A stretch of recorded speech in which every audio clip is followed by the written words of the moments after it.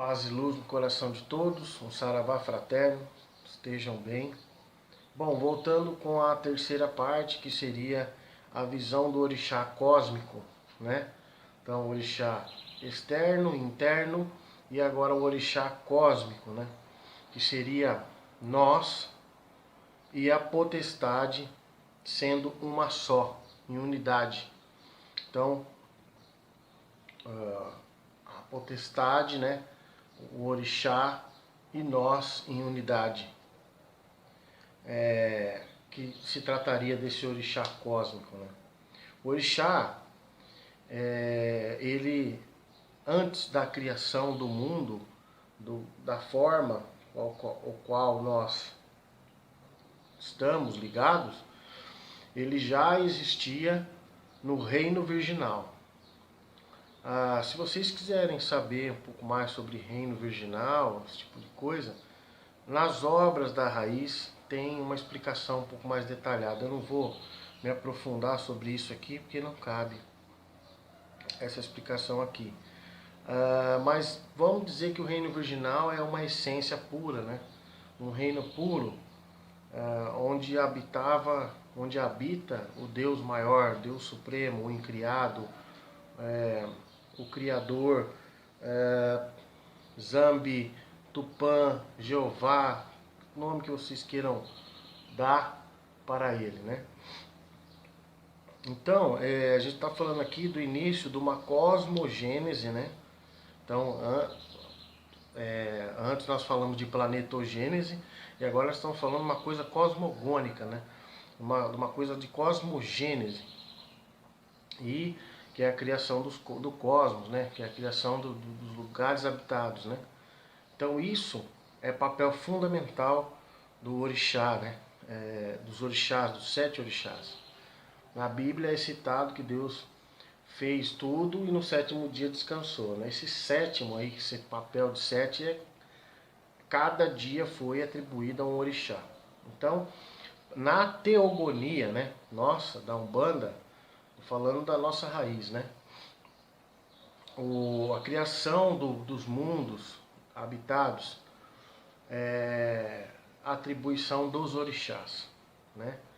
Então, o nosso Pai, Deus Criador, o Incriado, ele idealizou os orixás e os orixás idealizaram o restante, né? Então, são chamados de Elohims, né? Na Bíblia original. Os Elohims, eles. Então fizeram isso e eles foram ver se estava bom, né? Diz essa passagem, né? Então, nós estamos falando aqui da criação do cosmos, né? Uma coisa profunda, de início. Então, quer dizer, se tudo foi criado por eles, nós somos partículas deles, nós somos parte deles, né? Nós estamos intimamente ligados a eles, os orixás. Então, essas potestades, né? Essas forças, né? Eles criaram em 3 partes. Através do poder volitivo lá, né? Poder de vontade, né? A ciência fala como o Big Bang, né? Explica dessa forma, que seria uma coisa que ela implodiu e depois explodiu para nascer todas as substâncias, né? Então vamos imaginar que hoje a ciência já comprova, já atesta que existe uma camada de energia, que é matéria negra, que ninguém sabe o que é. E a Umbanda já falava disso, os esotéricos já falavam disso há muito tempo atrás, quando se falava de uma espécie de uma energia que foi manipulada por Deus e não criada por Deus, né?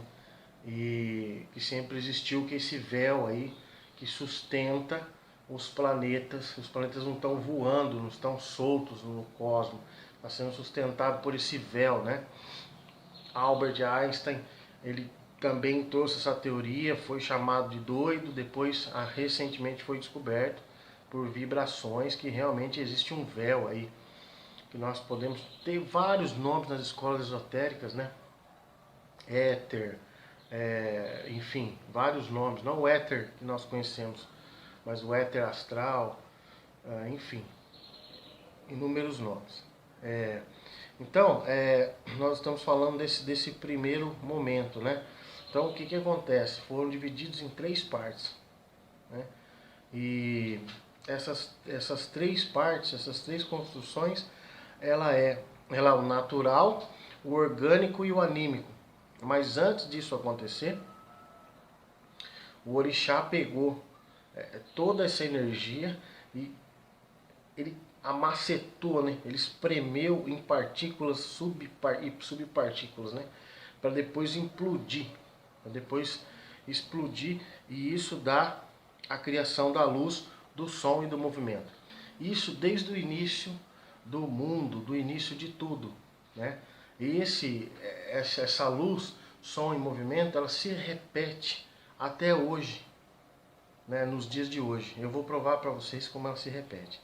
Então, vamos falar da primeira, do poder volitivo, de vontade dos orixás, das primeiras criações, né? A primeira que seria a parte natural, né, e concreta, que é a criação do universo, dos planetas, atmosfera e litosfera, etc.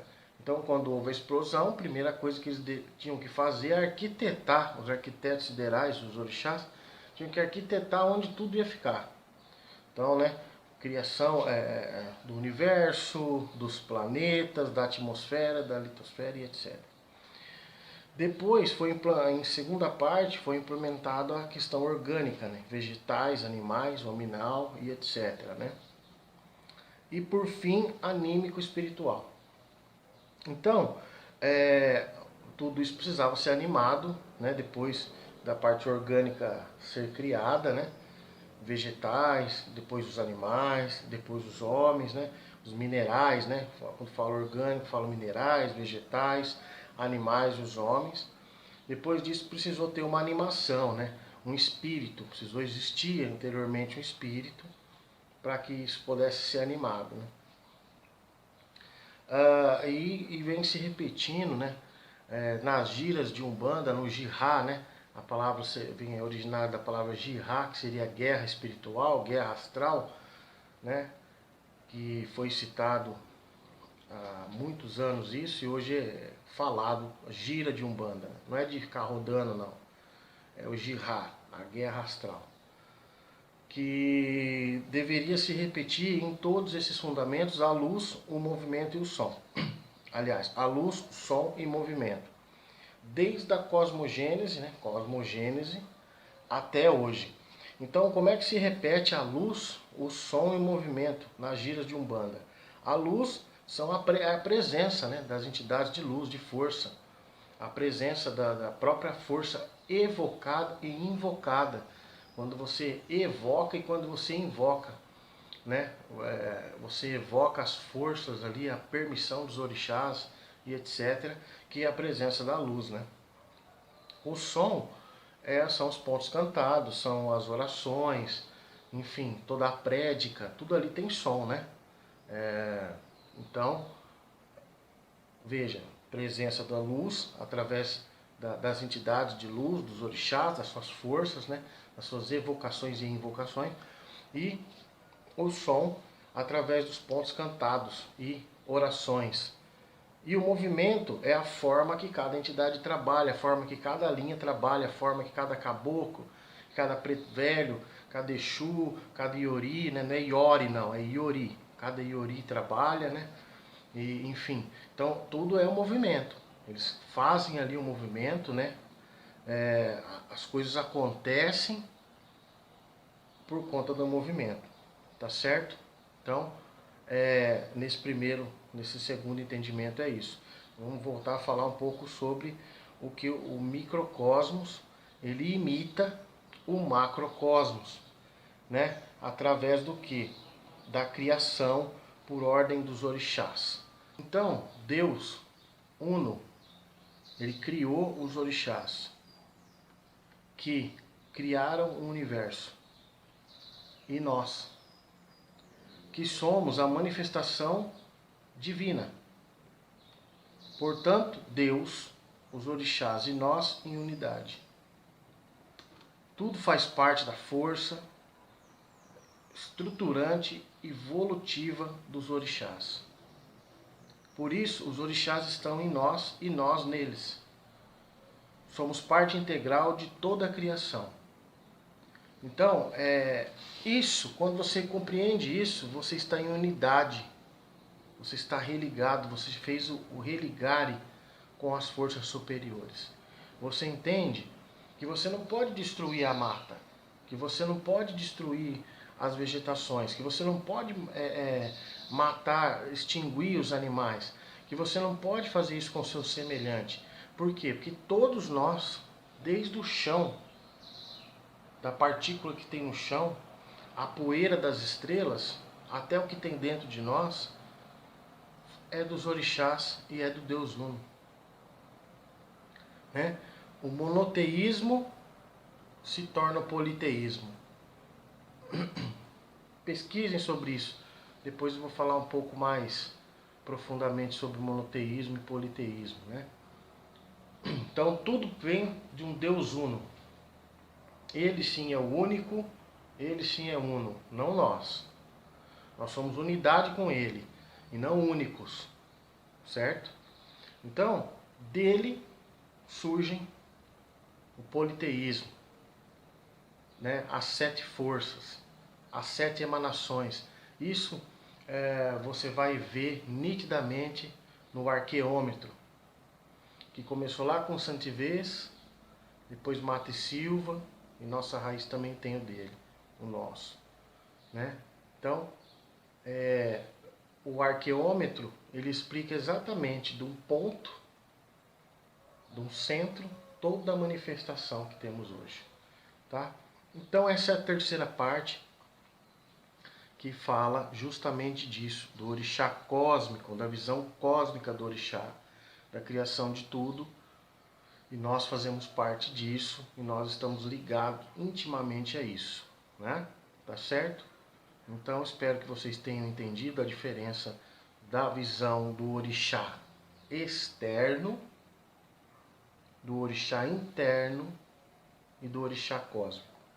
Força, fé e luz a todos, paz no coração, fiquem na paz dos orixás. Saravá.